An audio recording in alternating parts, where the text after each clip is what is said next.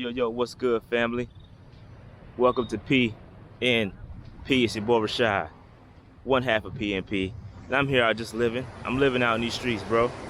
But today, man, I wanted to come up here and just record something a little different from the beach. Well, I ain't just a normal beach, but we out here living. Just know that.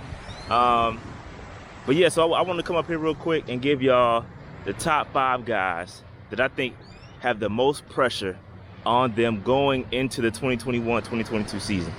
I got some guys. Now, before we get into that, make sure you hit that like button. Make sure you hit that subscribe button, hit that notification bell. Let me know what's good. And also, I need y'all to do me a favor.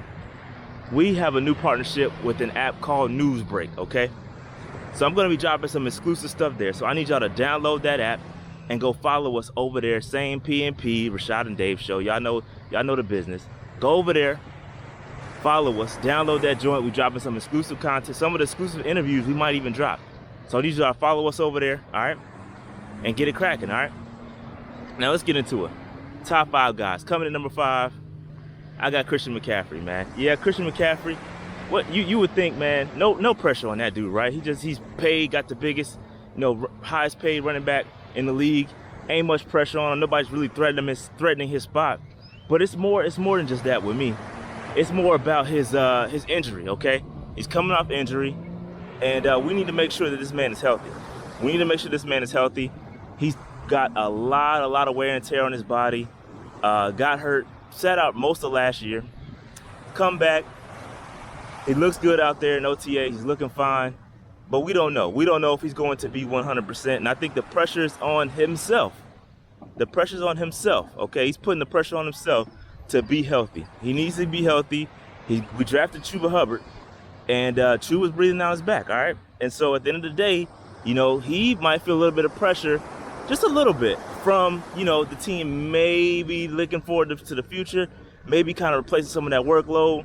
And I know Christian's a competitor, bro. He's a competitor, ultimate competitor. So I know he's putting the pressure on himself to stay healthy. And I think that's my number 5 guy coming into the season with the most pressure on himself, okay? Yep, so coming in at number 4, I've got Donte Jackson, all right? Donte Jackson is a guy who's on a contract year, okay? So the pressure for him to get a new deal is on. And I think that no one is clapping louder for us drafting J.C. Horn than Donte Jackson, because guess what? That allows Donte Jackson to be a legit number 2 or / slot cornerback, okay? And you can debate where he's best. But, most people think that he's a slot cornerback. And I agree. I think he's a slot guy. You want to put him on those shiftier guys. But what he's not is he's not a number 1 cornerback. We know that. He's not a number 1 guy. He should not be guarding Julio Jones. Should not be guarding Mike Evans. Should not be guarding Michael Thomas. Those are not the type of receivers. That's why we drafted J.C. Horn, okay? And I think Donte Jackson is talented. That's not what I'm trying to say. I think he's talented. But at the end of the day, he should not be getting exposed by those bigger, faster wide receivers to just body him around, okay? So I think Donte Jackson has a role at the end of the day, but it's not at number 1 cornerback. And I think he actually is going to get to play in position this year. And I think he's going to have a monster year. I've been saying this for a long time. I think he's gonna make himself a lot of money this season. He knows how to turn the ball over. He's a ball hawk. He's got good ball skills. He gets after it. And I think he's going to have a monster year. But at the end of the day, I don't know if the Panthers are going to have the capital to keep him. I think they're going to try. They're trying to move some things around now. I think they're going to try to keep him around, but we'll see. I think we need some continuity in that secondary, and we'll see what happens. But I think that, Donte Jackson is in for a monster year, though.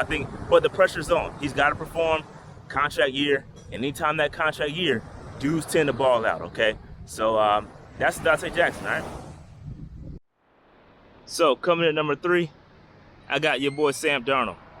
Sam Darnold, yes, there is an immense amount of pressure on him. I think that, we as an organization are attempting to find that quarterback. We're trying to find that quarterback, and we have shown the propensity to move on from those quarterbacks that do not perform well, i.e. Teddy Bridgewater. We paid him $33 million for 1 year. And so don't let that 5th-year option distract you from the fact that we will walk away from Sam Darnold if he does not perform well. And he has 0 excuses. there's not near iota of excuse for Sam Darnold this year. He's got weapons. He's got an improved offensive line, not better, not great, but he's got an improved offensive line from what he had from the Jets. And so I think there is zero excuses for Sam Darnold to not perform this year. Again, Robbie Anderson, Christian McCaffrey, DJ Moore, Terrace Marshall, David Moore potentially, Dan Arnold. I mean, the list goes on and on and on. Tommy Tremble. Okay, there's tons of guys out there for his, at his disposal from a weapon standpoint. So I need him to have a monster year. I need him to have the best year he's ever had. Not only that, the other advantage that he has, he's got Joe Brady. Joe Brady is going to put him in the best position to succeed. All he has to do is execute. And if he cannot execute, he's going to be out of here. Again, another quarterback that we're moving on from. Okay, so the pressure is absolutely on him. He may act cool. He may be, it's just another, got another chance. I'm happy with Carolina, blah, blah, blah, blah, blah. But at the end of the day, he knows the pressure's on him. He knows the pressure's on him. So I think of all these people, he probably has the most pressure on him at the end of the day. And I think that he can, be I think he'd be successful, but he's got to execute. And I think he can do it. I think he can do it. So coming in at number 2, I got Shaq Thompson, man. Listen, and Shaq, he's another guy under contract. He's got paid. But at the end of the day, man, Panther Nation we need to see you step up, bro.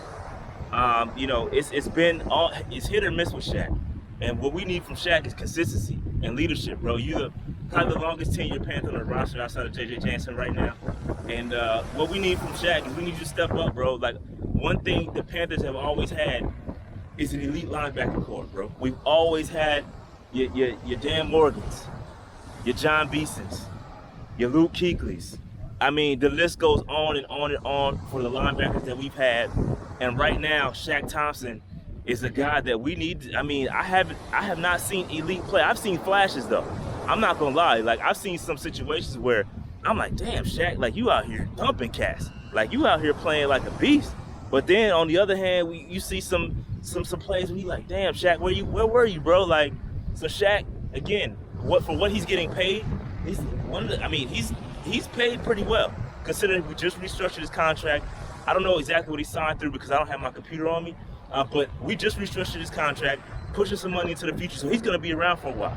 You typically only restructure guys that is only going to be around for a little bit. So I think that, Shaq is going to be around for a while, and I think at the end of the day, we need to see him live up to that contract and live up to what we expect from the Carolina Panthers linebacker core.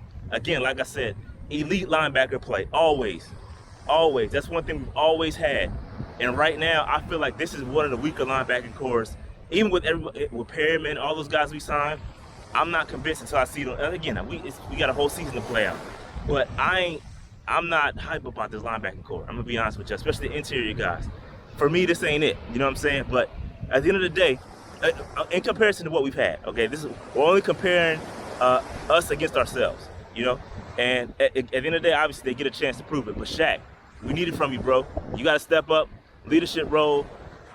We need you to step up big time, all right? All right, so last but not least, the person with the most pressure on them, in my opinion, is going to be, and again, this is not in any particular order, but I do think that this person has the most pressure on them. That's going to be Matt Rhule. Listen, Matt Rhule is going to have an immense amount of pressure on him. Again, I've showed you guys the data. 82% of the roster is now his. He's got his own quarterback. He's got everything that he needs to be successful. He's got it. He's hand-chosen. And at the end of the day, the excuses are running out. And I'm not like my co-host Dave. Dave seems to think that, Matt Rhule's on the hot seat. And I'm somewhere in the middle, right? I don't think he's on the hot seat, but I do think there's an immense amount of pressure coming from David Tepper for this team to have at least a winning season. We have not had a winning season under David Tepper's ownership.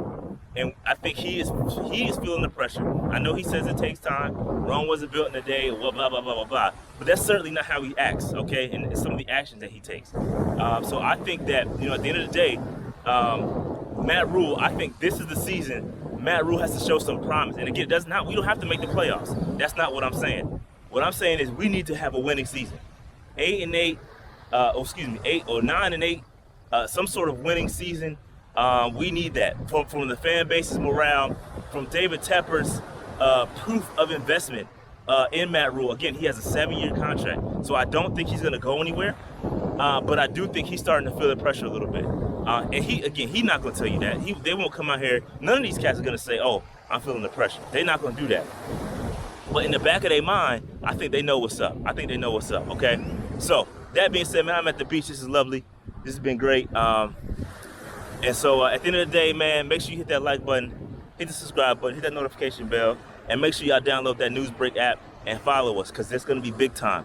We're going to take a lot of our subscribership over to Newsbreak. There's a lot of things happening, good things happening with Newsbreak. The podcast is moving. Yo, it's good things, bro. This channel is great. It's like therapy for me, and I love y'all, and I appreciate y'all support for real, man. That's all I got to say, man. Shout out to Dave, PNP. We out. Peace.